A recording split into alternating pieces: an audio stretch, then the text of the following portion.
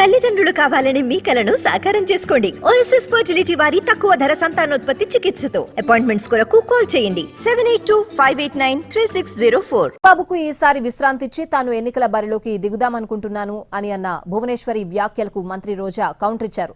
చంద్రబాబు పనైపోయిందని ఇది భువనేశ్వరికి సైతం అర్థమైందన్నారు. అయితే మంత్రి రోజాపై ఫైర్ అయ్యారు గంటా శ్రీనివాసరావు. కొంతమంది మంత్రులు ఇన్సెక్యూరిటీతో మాట్లాడుతున్నారని మండిపడ్డారు. చంద్రబాబు నాయుడు గారు 35 ఏళ్ల నుంచి మీరు ఆ నమ్మకంతో ఆయన ఎమ్మెల్యేగా చేశారు, అవునా కాదా? ఇప్పుడు నాకు కోరిక కలిగింది, ఆయన్ని కొంచెం రెస్ట్ తీసుకోమని నేను నుంచుందాం అనుకుంటున్నాను. సో ఎవరికి చంద్రబాబు నాయుడు గారు కావాలో చేతులెత్తండి.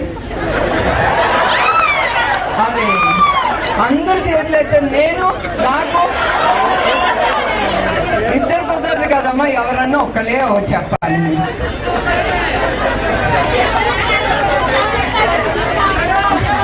నేను ఇది ఊరికనే అంటున్నాను.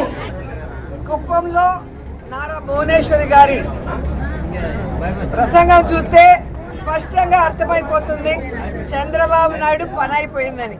సో మేము ఏదైతే ఎన్ని రోజులు చెప్పుకుంటూ వచ్చామో ఈరోజు తన మనసులో మాట, చంద్రబాబు నాయుడికి రెస్ట్ తీసుకునే వయసు వచ్చింది, ఇక ఆయన రెస్ట్ తీసుకుంటాడు, కుప్పంలో కంటెస్ట్ చేయాలని నాకు కోరికగా ఉంది అని చెప్పి భువనేశ్వరి గారు తన కోరిక బయట పెట్టడం చూస్తుంటే పాపం చంద్రబాబు నాయుడికి పని అయిపోయిందన్న సంగతి అర్థమై ఉంటుందని అనుకుంటున్నాను.